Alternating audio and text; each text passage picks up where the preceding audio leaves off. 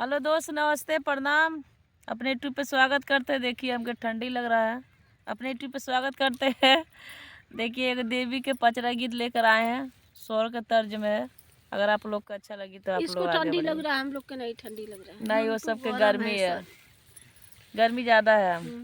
हंसी पूछे श्री भगवान दूर गए के बहिना, हंसी पूछे श्री भगवान दूर गए के बहिना। एक बहिना कलकत्ते में बस गई, एक बहिना कलकत्ते में बसी गई। जे कर कालिया मैया नाम दुर्गे के बहिना, जे कर कालिया मैया नाम दुर्गे के बहिना।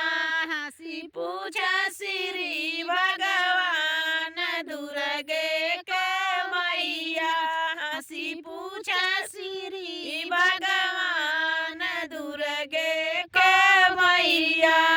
एक बहिना तारे कुल्हा में बसी गई, एक बहिना तारे कुल्हा में बसी गई। जे कर कुलई मैया नाम दुर्गे के बहिना, जे कर कुलई मैया नाम दुर्गे के बहिना।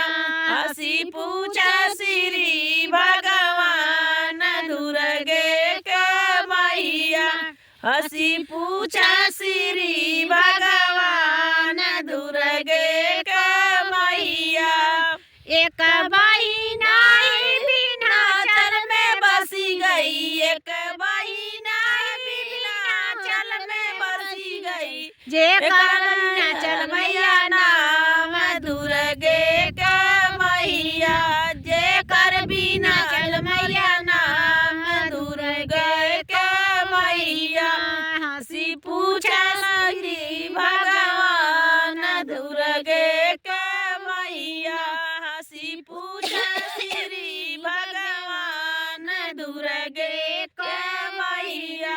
एक बहिना बम्बे में बसी गई, एक बहिना बम्बे में बसी गई। जे कर मैया नाम दुर्गे के बहिना, हंसी पूछे श्री भगवान दुर्गे के मैया।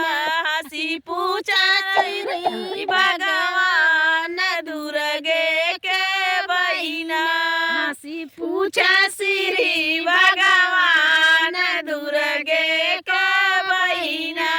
एक बहिना पटना में बसी गई, एक बहिना पटना में बसी गई। जे कर पटन देवी नाम दुर्गे के बहिना, जे कर पटन देवी नाम दुर्गे के बहिना। हंसी पूछा श्री भगवान दुर्गे के बहिना, हंसी पूछा श्री भगवान दुर्गे के बहिना। एक बहिना रामनगर में बसी गई, एक बहिना रामनगर में बसी गई। जे कर काली मैया नाम दुर्गे के बहिना, जे कर शीतल मैया नाम दुर्गे के मैया। हंसी पूछा श्री भगवान बहिना को बहिना, हंसी पूछा श्री भगवान दुर्गे के बहिना। बहुत सुंदर पचरा गीत है।